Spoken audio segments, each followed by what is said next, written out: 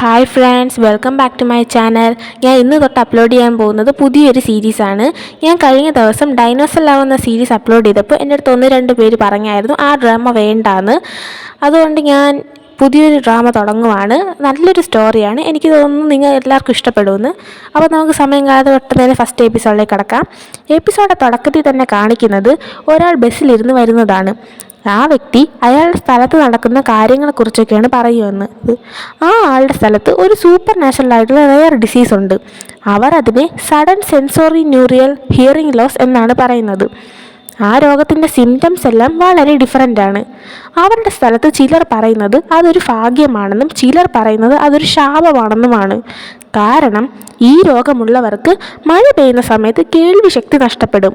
പക്ഷേ മറ്റുള്ളവർക്ക് ഇവർ പറയുന്നതെല്ലാം കേൾക്കാൻ സാധിക്കും.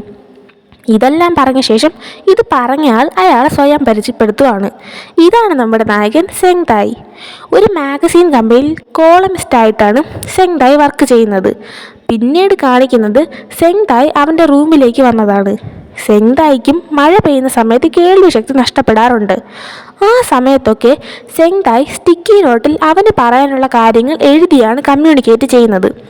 ഈ രോഗത്തിൻ്റെ മറ്റൊരു പ്രത്യേകത എന്താണെന്ന് വെച്ചാൽ, ഈ രോഗമുള്ളവർക്ക് 20 വയസ്സായി കഴിയുമ്പോൾ അവർക്ക് മഴ പെയ്യുന്ന സമയത്തൊക്കെ അവരുടെ സോൾമേറ്റിൻ്റെ സംസാരം കേൾക്കാൻ സാധിക്കും. അവരുടെ സോൾമേറ്റിനും അവരുടെ സംസാരം മഴ പെയ്യുന്ന സമയത്ത് കേൾക്കാൻ സാധിക്കും. പക്ഷേ സെങ്തായ് ഈ സോൾമേറ്റിനോട് സംസാരിക്കുന്ന കാര്യത്തിലൊന്നും വിശ്വസിക്കുന്നതേ ഇല്ല. അപ്പോൾ നമ്മൾ 2 വർഷം മുമ്പ് നടന്നൊരു ഫ്ലാഷ് ബാക്കാണ് കാണിക്കുന്നത്. സെങ്തായ്ക്ക് ഒരു ചേട്ടനും 2 അനിയന്മാരും കൂടിയുണ്ട്. സെങ്തായ് അവൻ്റെ ബർത്ത്ഡേ അന്ന് ക്ലാസ് കഴിഞ്ഞ് തിരിച്ച് വീട്ടിലേക്ക് വന്നപ്പോൾ അവൻ്റെ പാരൻസ് അവനോട് അവർ ഡൈവോഴ്സ് ചെയ്യാൻ പോകുവാണെന്ന് പറഞ്ഞു. സെങ്തായും അവൻ്റെ സഹോദരന്മാരും അവരുടെ പാരൻസിനെ ഡൈവോഴ്സ് ചെയ്യുന്നതിൽ നിന്ന് പിന്തിരിപ്പിക്കാൻ ശ്രമിച്ചുവെങ്കിലും അവർ 2 പേരും ആ തീരുമാനത്തിൽ തന്നെ ഉറച്ചു നിൽക്കുകയും സെങ്തായുടെ അച്ഛൻ അന്ന് തന്നെ ആ വീട് വിട്ടിറങ്ങുകയും ചെയ്തു. സെങ്തായുടെ അച്ഛനും അമ്മയും സോൾമേറ്റ്സ് ആയിരുന്നു. അവർക്കും ആ രോഗമുണ്ടായിരുന്നു. അവർ അതിലൂടെയാണ് കണ്ടുമുട്ടിയതും ഒന്നിക്കുകയും ചെയ്തത്. പക്ഷേ അവർ പിരിഞ്ഞു. അതുകൊണ്ടാണ് സെങ്തായ്ക്ക് ഈ സോൾമേറ്റ്സിലൊന്നും വിശ്വാസമില്ലാത്തത്. സെങ്തായിയുടെ പാരൻസ് സെപ്പറേറ്റ് ആയ ദിവസം തന്നെയാണ് അവൻ അവൻ്റെ സോൾമേറ്റിൻ്റെ സംസാരം ആദ്യമായി കേട്ടത്. പക്ഷേ അന്ന് മുതൽ ഇന്ന് വരെ സെങ്തായിയുടെ സോൾമേറ്റ് അവനോട് സംസാരിക്കുമ്പോൾ സെങ്തായ് തിരിച്ച് മറുപടി പറഞ്ഞിട്ടേ ഇല്ല. തിരിച്ച് പ്രസൻറ്റിലേക്ക് വരുമ്പോൾ സെങ്തായ് അവൻ്റെ റൂമിലിരിക്കുമായിരുന്നു. ആ സമയത്ത് സെങ്തായ് അവൻ്റെ ബെഡിലേക്ക് ഇരിക്കാൻ വേണ്ടി പോയപ്പോൾ അവൻ്റെ കാലിടിക്കുകയും വേദന കാരണം അവൻ ശബ്ദമുണ്ടാക്കുകയും ചെയ്തു. ആ സമയം മഴ പെയ്തുകൊണ്ടിരുന്നത് കൊണ്ട് തന്നെ സെങ്തായിയുടെ സോൾമേറ്റ് ആ ശബ്ദം കേൾക്കുകയും സെങ്തായിയോട് എന്ത് പറ്റിയെന്ന് ചോദിക്കുകയും ചെയ്തു. പക്ഷേ സെങ്തായ് ഒന്നും മിണ്ടാതെ ഇരുന്നു. പിന്നീട് കാണിക്കുന്നത് സെങ്തായ് അടുത്ത ദിവസം അവൻ വർക്ക് ചെയ്യുന്ന സ്ഥലത്തേക്ക് പോകുന്നതാണ്. അവിടെ തന്നെയാണ് സെങ്തായുടെ ബെസ്റ്റ് ഫ്രണ്ടായ ബോയും വർക്ക് ചെയ്യുന്നത്. അവർ 2 പേരും സംസാരിച്ച ശേഷം പിന്നീട് കാണിക്കുന്നത് സെങ്തായ് ഒരു കഫേയിൽ വന്നിരിക്കുന്നതാണ്.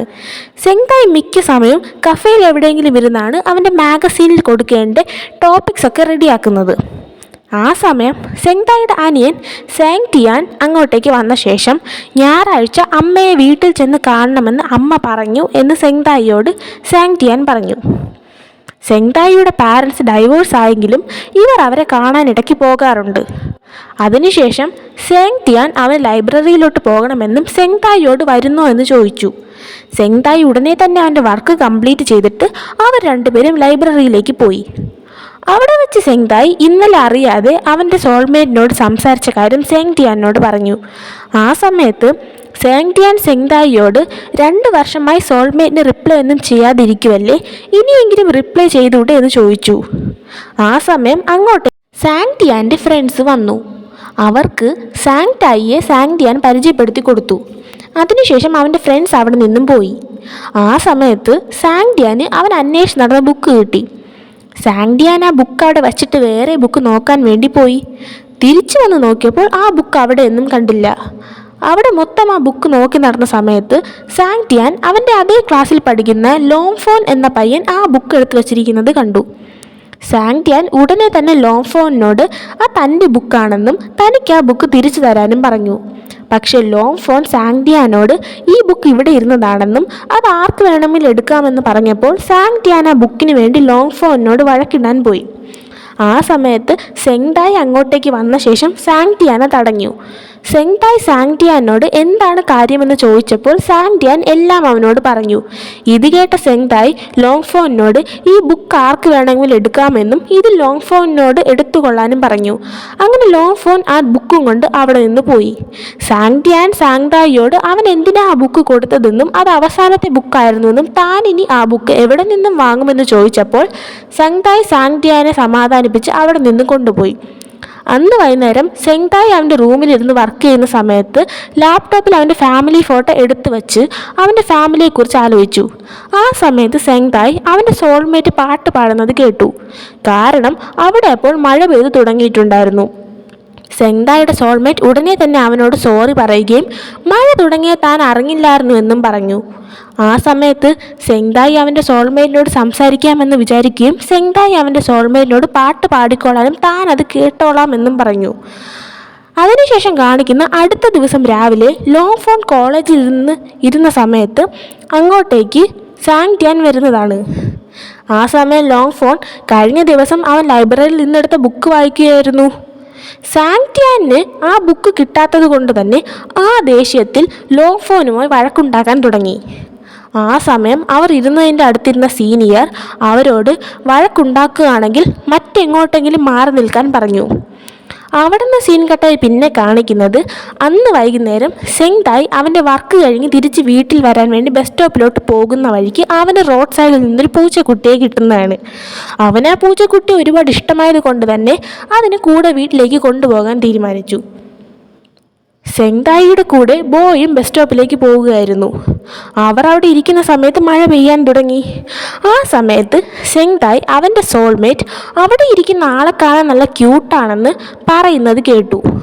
അന്ന് വൈകുന്നേരം സെങ്തായ് അവൻ്റെ റൂമിലിരുന്ന് ആരെക്കുറിച്ചാണ് തൻ്റെ സോൾമേറ്റ് ക്യൂട്ടാണെന്ന് പറഞ്ഞതെന്ന് ആലോചിക്കുന്നുമുണ്ട്. അടുത്ത ദിവസം സെങ്തായ് കഫേയിലിരുന്ന് വർക്ക് ചെയ്യുന്ന സമയത്ത് അങ്ങോട്ടേക്ക് മറ്റൊരു പയ്യൻ വന്നു. സെങ്തായിക്ക് ആ പയ്യനെ കണ്ടപ്പോൾ തന്നെ ഇഷ്ടമായി. ആ പയ്യനെ ഇടയ്ക്കിടയ്ക്ക് സെങ്തായ് നോക്കുന്നുമുണ്ടായിരുന്നു. ആ പയ്യൻ അവൻ്റെ ഓർഡർ കൊടുത്ത ശേഷം ഇരിക്കാൻ സ്ഥലമില്ലാത്തത് കൊണ്ട് സെങ്തായിയുടെ അടുത്തേക്ക് പോയിട്ട് സെങ്തായിയുടെ സീറ്റിലോ ഇരുന്നോട്ടെ എന്ന് ചോദിച്ചു. സെങ്തായ് അവിടെ ഇരിക്കാൻ സമ്മതിക്കുകയും ആ പയ്യനും സെങ്തായും സംസാരിക്കുകയും ചെയ്തു. ആ പയ്യൻ്റെ പേര് പാറ്റ് എന്നാണ്. പാറ്റ് ഒരു വെറ്റിനറി ഡോക്ടറാണ്. പാറ്റും സെങ്തായും സംസാരിക്കുന്ന സമയത്ത് പാറ്റിനൊരു കോൾ വരികയും അവൻ സെങ്തായിയോട് പറഞ്ഞിട്ട് അവിടെ നിന്ന് പോവുകയും ചെയ്തു. ആ സമയത്ത് മഴ പെയ്യാൻ തുടങ്ങി. സെങ്തായ് പെട്ടെന്ന് എന്ന് അവന് പാറ്റിൻ്റെ പേര് അറിയാത്തത് കൊണ്ട് തന്നെ പാറ്റിൻ്റെ പേര് ചോദിച്ചു. പാറ്റ് സെങ്തായിയോട് അവൻ്റെ പേര് പറഞ്ഞിട്ട് അവിടെ നിന്നും പോയി. സെങ്തായിക്ക് അപ്പോൾ പാറ്റാണ് തൻ്റെ സോൾമേറ്റ് എന്ന് മനസ്സിലായി. കാരണം മഴ പെയ്ത സമയത്താണ് സെങ്തായ് പാറ്റിനോട് സംസാരിച്ചത്. പാറ്റ് മറുപടി പറഞ്ഞ സെങ്തായിക്ക് കേൾക്കാനും സാധിച്ചു. അങ്ങനെ സെങ്തായ് അവൻ്റെ സോൾമേറ്റ് ആരാണെന്ന് മനസ്സിലാക്കിയതും കാണിച്ചുകൊണ്ട് ഇന്നത്തെ എപ്പിസോഡ് അവസാനിക്കുന്നു. നിങ്ങൾക്ക് ഇന്നത്തെ എപ്പിസോഡ് ഇഷ്ടമെങ്കിൽ ലൈക്ക് ചെയ്യുക, ഷെയർ ചെയ്യുക, സബ്സ്ക്രൈബ് ചെയ്യുക. നിങ്ങൾക്ക് ഏതെങ്കിലും സീരീസ് കേൾക്കണമെന്നുണ്ടെങ്കിൽ അത് നിങ്ങൾ കമൻറ്റ് ബോക്സിൽ അറിയിക്കുക. എന്നെക്കൊണ്ട് പറ്റുന്നതാണെങ്കിൽ ഞാൻ ചെയ്യുന്നതാണ്. അപ്പോൾ അടുത്ത എപ്പിസോഡായിട്ട് വരുന്നത് വരെ ബൈ.